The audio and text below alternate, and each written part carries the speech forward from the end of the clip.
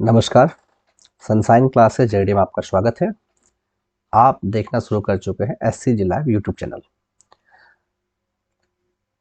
आज board exam है और SST का एग्जाम है। 12 तारीख है आज और 12 तारीख के दिन आपका SST का पहला बेस्ट एग्जाम है। आप पहले से पूरा प्रिपेयर होंगे।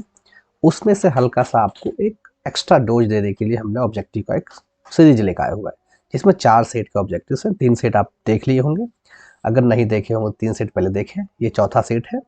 ये सारे अच्छे ऑब्जेक्टिव क्वेश्चन हैं जो आपके एग्जाम में आ सकते हैं। चलिए शुरू करते हैं।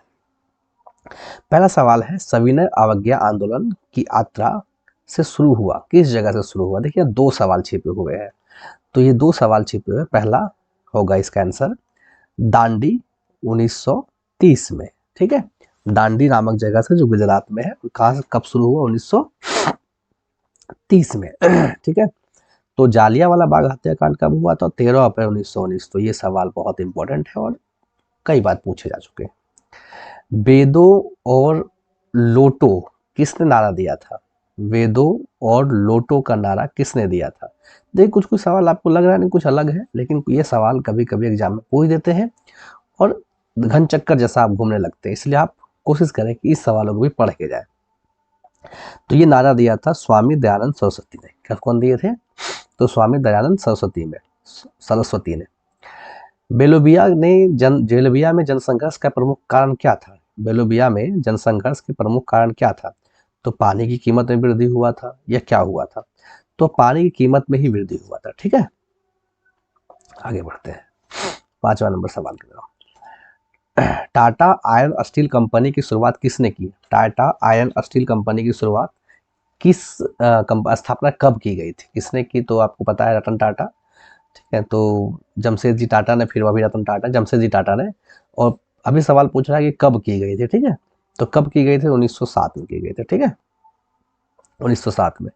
गुटेनबर्ग का जन्म कब हुआ था? गुटेनबर्ग का जन्म हुआ था, कब हुआ था नहीं पूछा, जन्म हुआ था, कहाँ हुआ था नहीं, जगह का नाम पूछा जा रहा है। तो ये सवाल में कुछ चेंजेज है। तो 6 यानी जर्मनी में हुआ था। ठीक है, जर्मनी में हुआ था। वार एंड पीस किसकी रचना है? वार एंड पीस मतलब युद्ध और शांति, इसको हिंदी में अगर कहेंगे तो युद्ध और शांति, लियो टॉलस्टॉय के। किसने कहा संसाधन होते नहीं बनते हैं?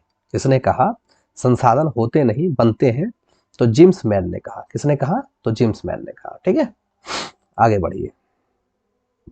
9 नंबर, भारत का सबसे बड़ा रेलवे क्षेत्र कौन सा है? तो भारत का सबसे बड़ा रेलवे क्षेत्र कौन सा है? यहाँ सवाल कह रहा है 9 नंबर का। तो भारत का सबसे बड़ा रेलवे क्षेत्र कौन सा है? पूर्वी रेलवे क्षेत्र। कौन सा है? तो पूर्वी रेलवे क्षेत्र है। ठीक है, अंकोर वाट का मंदिर किस शासक द्वारा कराया गया था? तो अंकोर वाटिका मंदिर का निर्माण जो है किस शासक द्वारा किया गया था? तो सूर्यवर्मन द्वितीय। ठीक है, किसके द्वारा कराया गया था? सूर्यवर्मन द्वितीय। WTO विश्व व्यापार संगठन जिसका फुल फॉर्म होता है, इसकी स्थापना किस वर्ष की गई थी? WTO की स्थापना जो है किस वर्ष की गई थी? तो 1995 में की गई थी। ठीक है, सिखों के 10वें और अंतिम गुरु गोविंद सिंह का जन्म बिहार के किस नगर में हुआ था? सिखों के अंतिम गुरु गुरु गोविंद सिंह, जिसको हम लोग कहेंगे बिहार के पटना में। कहाँ हुआ था? पटना में। यूरेनियम का प्रमुख उत्पादक केंद्र कहाँ है? यूरेनियम का प्रमुख उत्पादक केंद्र, तो देखिए डिगबोई, झरिया, घाटशिला, जादूगोड़ा। तो अगर आप ध्यान से देखेंगे तो हमारे इलाके में यूरेनियम कहाँ पाया जाता है? तो जादूगोड़ा में पाया जाता है।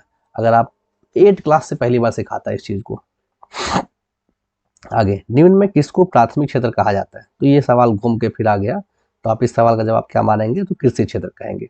टीपू सुल्तान शासक थे, कहाँ के शासक थे? यानी टीपू सुल्तान जो है वो कहाँ के शासक थे, ये तुमको पूछा जा रहा है। तो ये मैसूर के शासक थे। कहाँ से शासक थे? मैसूर, जो आज मद्रास बन गया है। सांप्रदायिक राजनीति आधारित होती है। सांप्रदायिक राजनीति किस पे आधारित होती है? तो अगर आप देखेंगे सांप्रदायिक राजनीति अधिकतर धर्म पे आधारित होती है। धर्म में बांटो इस तरह की चीजें की जाती है। पंचायती राज व्यवस्था सर्वप्रथम किस राज्य में लागू की गई थी? पंचायती राज व्यवस्था सर्वप्रथम किस राज्य में लागू की गई थी? सबसे पहले पंचायती राज व्यवस्था राजस्थान में लागू की गई थी। ठीक है, राजनीतिक दलों की मान्यता और उसका चिन्ह किसके द्वारा प्रदान किया जाता है? राजनीतिक दलों की मान्यता और उसका चिन्ह जो है निर्वाचन आयोग, जिसको इलेक्शन कमीशन ऑफ इंडिया कहा जाता है, उसके द्वारा प्रदान की जाती है। भारत का राष्ट्रीय पंछी क्या है? तो आपको इसको मारेंगे मोर है।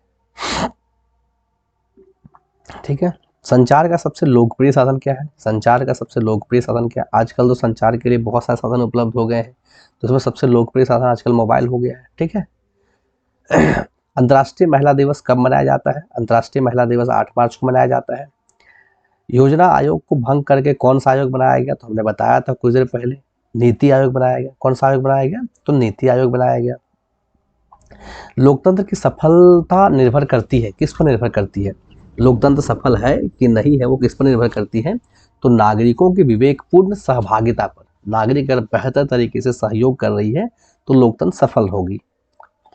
सूचना का अधिकार अधिनियम कानून कब लागू किया गया? तो 2005 होना चाहिए इसका आंसर। अगर आप देखेंगे तो कई बार सवाल आ चुका है। ठीक है। बृहद क्षेत्र में जल की उपस्थिति के कारण बृहद क्षेत्र में जल की उपस्थिति के कारण ही पृथ्वी को कहते हैं, ज्यादा मात्रा में जल उपस्थित है पृथ्वी पर, इसलिए इसको क्या कहते हैं? अगर आपको पता होगा, पहले भी पता होगा, जल्दी बताइए। नीला ग्रह। किसे क्या कहते हैं? नीला ग्रह। प्राथमिक ऊर्जा का उदाहरण इनमें से कौन नहीं है? प्राथमिक ऊर्जा का उदाहरण इनमें से कौन नहीं है? तो विद्युत ऊर्जा। ठीक है। इनमें से कौन सा संस्थागत वित्त का साधन है? इनमें से कौन सा संस्थागत वित्त का साधन है जो वित्त को लेन देन करती रहती है? तो व्यवसायिक बैंक है। ठीक है। व्यवसायिक बैंक है। 27 नंबर हो गया। 28 क्वेश्चन देखिए। निम्नलिखित उद्योग में से कौन से कृषि पर आधारित नहीं है? तो ये सवाल बार बार आया था, उस समय भी आया था, तो इसका आंसर क्या हो जाएगा? निम्नलिखित उद्योग में से कौन से कृषि पर आधारित है? सीमेंट उद्योग। सौर ऊर्जा निम्नलिखित में से कौन सा संसाधन है? सौर ऊर्जा किस प्रकार का संसाधन है? नवीकरणीय ऊर्जा संसाधन है। ठीक है। नवीकरणीय। चावल क्या है? तो चावल एक प्रकार का खरीफ फसल है। ठीक है। तो सेट 4 के भी ऑब्जेक्टिव सवाल बना लिए गए। अब आप सब्जेक्टिव देख लीजिए। सब्जेक्टिव से आप इंपॉर्टेंट क्वेश्चन है, ये भी आप इसका स्क्रीनशॉट ले लीजिए। इन सवाल पर आप ज़्यादा बल लगाएंगे। ठीक है।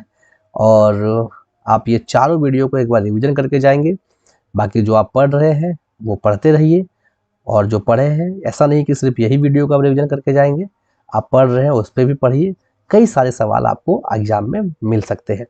बस एग्जाम में फेयर तरीके से, एकदम साफ सुथरा तरीके से लिखेंगे। जितना अच्छा लिखेंगे आप, उतना अच्छा आपको नंबर मिलेगा। चलिए मिलते हैं नेक्स्ट वीडियो में। Thank you.